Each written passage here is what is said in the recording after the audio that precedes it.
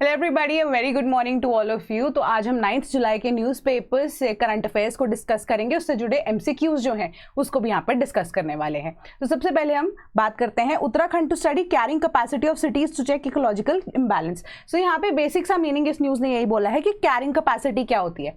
Carrying capacity can be anything with respect to कि आपकी situation क्या है ना। तो ये उत्तराखंड के कॉन्टेक्स्ट में बताई गई है। तो carrying capacity with reference to कि कितने लोग वहाँ पर रह सकते हैं ना, कि कितना व्हीकलर एमिशन या कितना ग्रीन हाउस गैसेस का एमिशन की कैरिंग कैपेसिटी उत्तराखंड रखता है ना। क्योंकि गर्मियों के टाइम पे हम देखें तो बच्चों की स्कूल की छुट्टी होती है तो पेरेंट्स या पिकनिक्स या वेकेशंस के लिए लोग वहां से जाते हैं। तो क्या इतनी कैरिंग कैपेसिटी है या नहीं है ना, with respect to all the things prevalent, या कितनी पॉपुलेशन है, इससे ज्यादा पॉपुलेशन उत्तराखंड अभी कैरी कर सकता है नहीं कर सकता है। तो कैरिंग कैपेसिटी एक बेसिक सा हमारे पास क्या होता है, हिल स्टेशन के इनफ्लक्स ऑफ टूरिस्ट की वजह से कि carrying capacity refers to the maximum number of individuals in this context, individuals in an ecosystem of a specific area that can sustainably be supported without degrading the natural resources or causing significant environmental damage। तो उसी के basis पे assessment होगी and may be chances are कि कोई rule in the future हमें देखने को मिले विद रिस्पेक्ट टू उत्तराखंड। सो अब ये आपका बेसिक एनसीईआरटी से सवाल है, बेसिक्स का आपका पार्ट बनता है जब आप इकोलॉजी के बारे में यहाँ पे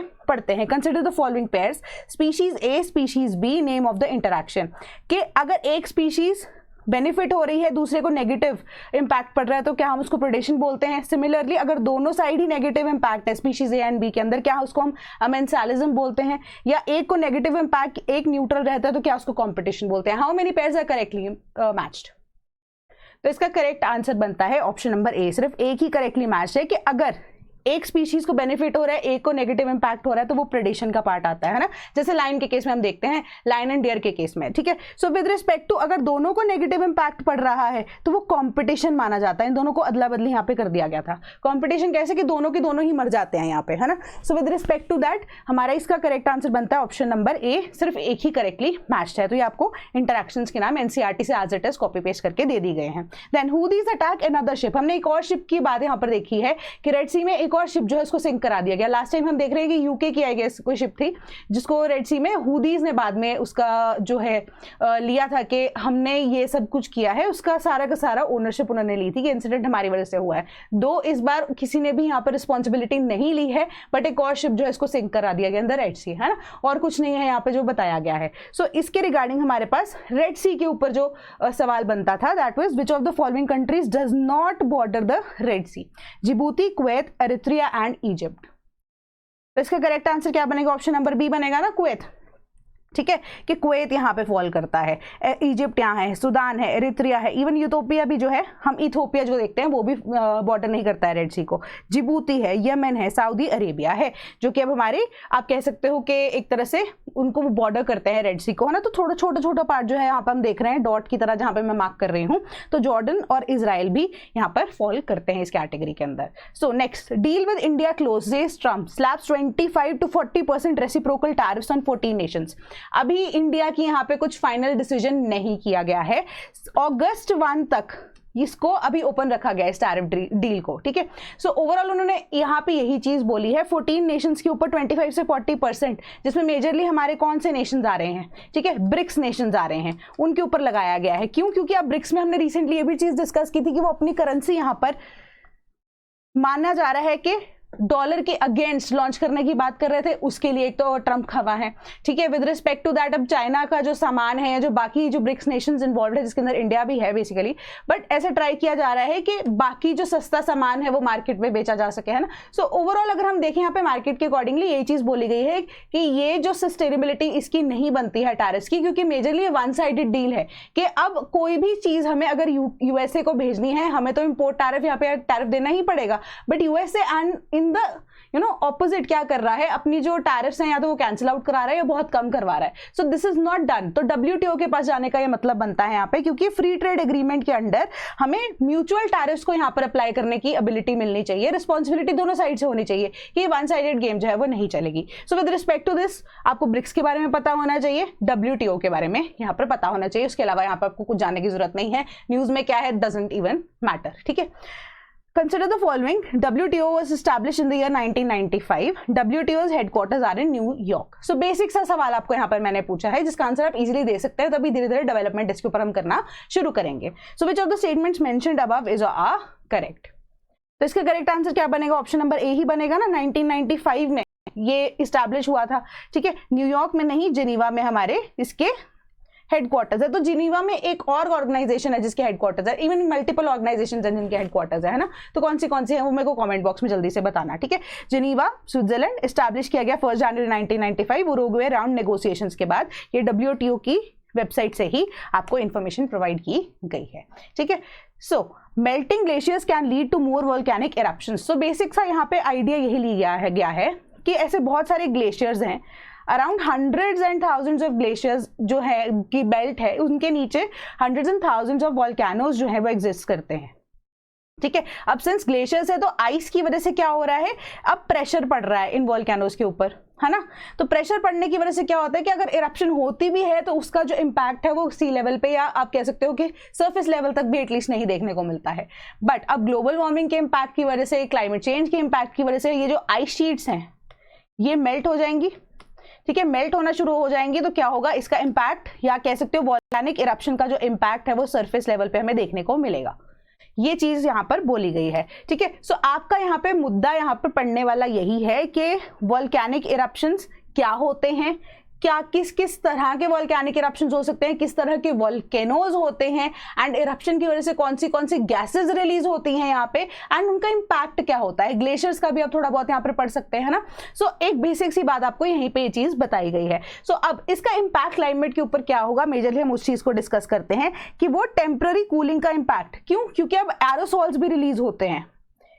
ठीक है, एरोसॉल्स रिलीज होते हैं जब वोल्केनिक इरप्शन होता है. ठीक है, सो एरोसॉल्स का क्या होता है, कूलिंग इंपैक्ट होता है. क्योंकि हम क्लाउड सीडिंग वाला जब मेथड पढ़ते हैं उसके अंदर भी क्या है, हम एरोसॉल्स को ये तो स्प्रे करते हैं, जिस वजह से अब क्या होगा, कंडेंसेशन के लिए एक सरफेस मिल जाएगा.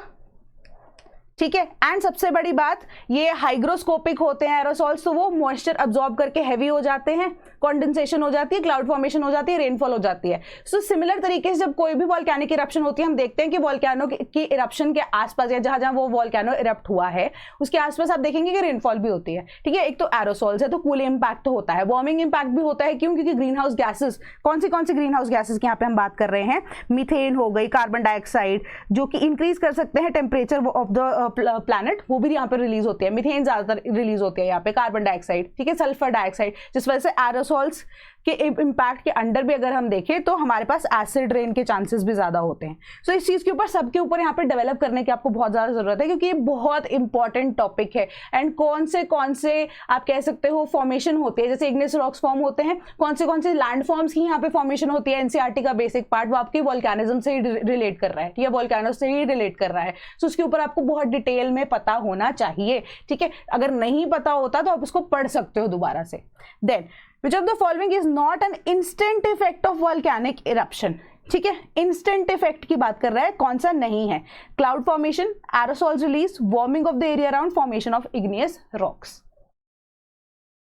तो इसका करेक्ट आंसर बनता है option number D, formation of igneous rocks. Igneous rocks जो है वो नॉट इंस्टेंटली फॉर्म नहीं होते हैं, over a longer period of time form होते हैं. वेराज क्लाउड फॉर्मेशन एरोसॉल्स की वजह से, एरोसॉल रिलीज की वजह से क्लाउड फॉर्मेशन, रेनफॉल हो जाती है, warming of the area around, क्योंकि हमारे पास sulphur, then methane, then carbon dioxide की जब हम बात करते हैं वो रिलीज होती है तो एकदम से ग्लोबल वार्मिंग या वार्मिंग में एकदम से कंट्रीब्यूट कर देता है. ठीक है, एंड मीथेन जैसी गैसेस जैसे होती है हमारे पास, उनका तो आप कह सकते हो सस्टेनेबिलिटी का टाइम भी बहुत ज्यादा होता है, तो इस वजह से वो लॉन्ग टर्म तक क्या कर सकते हैं, ग्रीन हाउस गैसेस को एटमॉस्फेयर में रख सकती है ना, या खुद भी ग्रीन हाउस गैस है. So with respect to that वो क्या करेंगी, यहाँ पर हमारे पास मीथेन काफी लॉन्गर टाइम तक एटमॉस्फेयर की वार्मिंग के लिए यहाँ पर कॉन्ट्रीब्यूट कर सकती है, ब्लैंकेट बनाने में हेल्प कर सकती है. तो अब आप मुझे कॉमेंट बॉक्स में एक और चीज बताएंगे कि मीथेन का लाइफ स्पैन कितना होता है. ठीक है, नहीं पता है तो रिसर्च करके गूगल करके बताएं, तभी इसी हिसाब से आपको चीजें याद रहेंगी.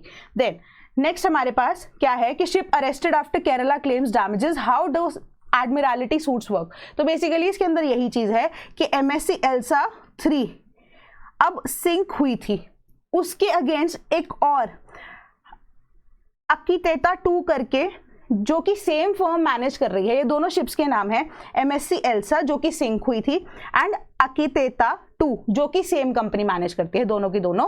अब अकितेता को जो है ना वो अरेस्ट कर लिया गया, शिप्स भी अरेस्ट होती हैं, ठीक है। सो उनको अरेस्ट कर लिया गया केरला गवर्नमेंट के द्वारा। एंड बेसिक सा आइडिया उसके पीछे का क्या था, आइडिया यही है कि हम चाहते हैं कि जो ये MSC एल्सा जब सिंक हुई उसके बाद जितने भी डैमेजेस हमारे कोस्ट पे या शोर पे हमें देखने को मिले, और एक तो ऑयल स्पिलेज तो हुई बहुत सारे से कंटेनर्स लेकर वो जा रही थी जिसमें से इन्वायरमेंट पे इम्पैक्ट पड़ा, वाटर्स के अंदर हम देख रहे हैं कि बहुत ज्यादा इम्पैक्ट पड़ा। कंटेनर्स भी जो है ना, न्यूज में पिक्चर भी आई थी कि कंटेनर्स जो है वो फ्लोट करके अब शोर्स पे आना शुरू हो गए थे। कि अब सरकार ने ही बोला है, केरला गवर्नमेंट ने हाईकोर्ट को अप्रोच किया कि हमें इसके लिए अब रेन्यूमरेशन जो है, या आप डैमेजेस बोल सकते हो, क्लेम करने की जरूरत है। तो यहाँ पर आपको 2 या 3 चीजों के ऊपर फोकस करना है कि कौन से लॉज इसके अंदर इंक्लूड किए जा सकते हैं।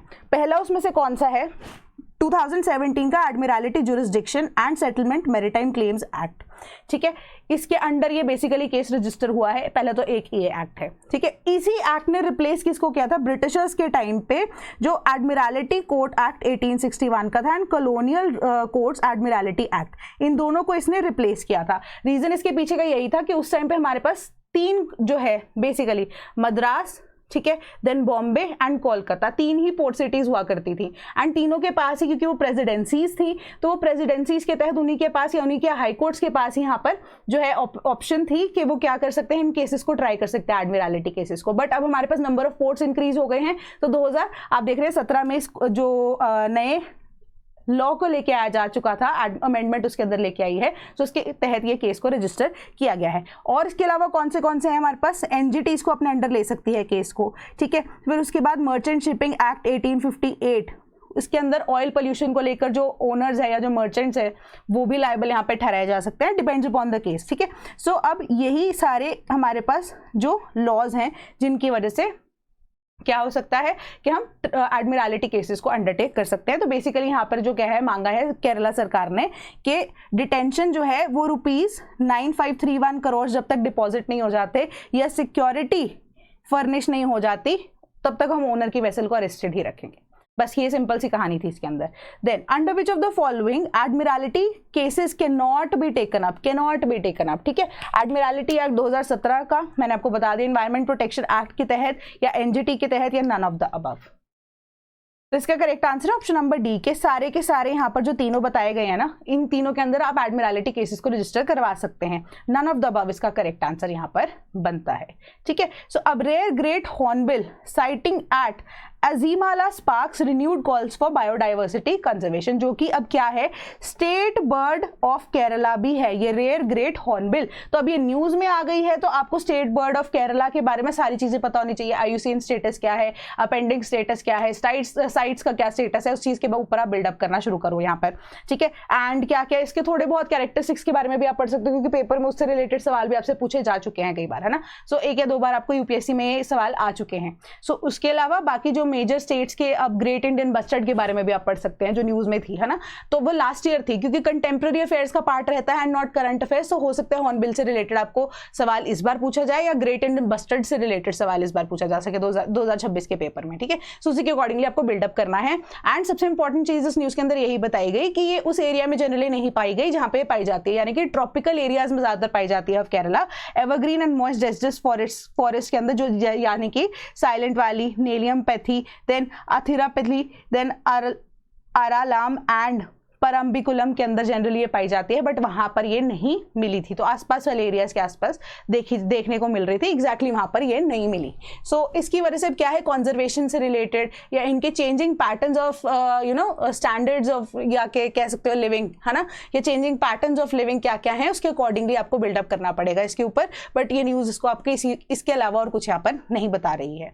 Then consider the following pairs के अकॉर्डिंगली यहाँ पे आपको बताया गया है क्या, एक तो बर्ड्स बताई गई हैं, स्टेट बर्ड्स बताई गई हैं, एंड कौन सी स्टेट है। आपको करेक्टली यहाँ पर मैच जो है करना था, या how many of them are correctly match, उसके ऊपर फोकस करना था। House sparrow Bihar, great flamingo Haryana, black francolin Gujarat, how many pairs are correctly matched. तो इसका करेक्ट आंसर बनता है option number A, only one, कि house sparrow is Bihar state bird. Greater flamingo जो है वो गुजरात की स्टेट बर्ड है। जी से जी यहाँ पे आप याद रख सकते हैं, ठीक है। हरियाणा ब्लैक फ्रैंकोलिन, ठीक है। तो इसका correct answer option number A, only one ही बनता है। डिटेल्ड आंसर्स के लिए आप टेलीग्राम चैनल को ज्वाइन कर सकते हैं। देन आपके लिए कुछ एक इंपॉर्टेंट सी न्यूज़ थी कि ब्रसेल्स जो है, सॉरी ब्रसेल के अकॉर्डिंगली जो बल्गेरिया है अब वो 21st मेंबर बन गया है यूरो करेंसी को अडॉप्ट करने के लिए, ठीक है। यूरोपियन यूनियन को भी इसने ज्वाइन किया था। अब कौन से साल में यूरोपियन यूनियन को ज्वाइन किया था मुझे कमेंट बॉक्स में यही बताएंगे आप। पहले इनकी अर्लियर जो करेंसी होती थी वो लेव होती थी, बट अब 1 जनवरी 2026 से ये भी यूरो का पार्ट बन गया, यानी कि यूरो करेंसी को यूज करेंगे फॉर देयर ट्रांजैक्शंस, ठीक है।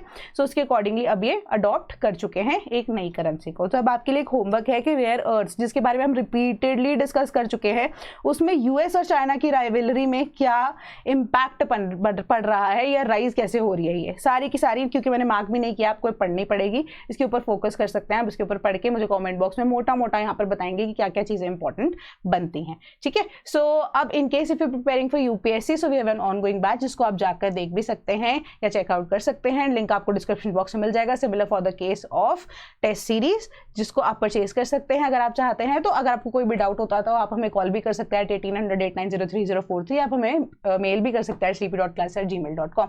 That is all from my side today. Have a good day. Thank you so much.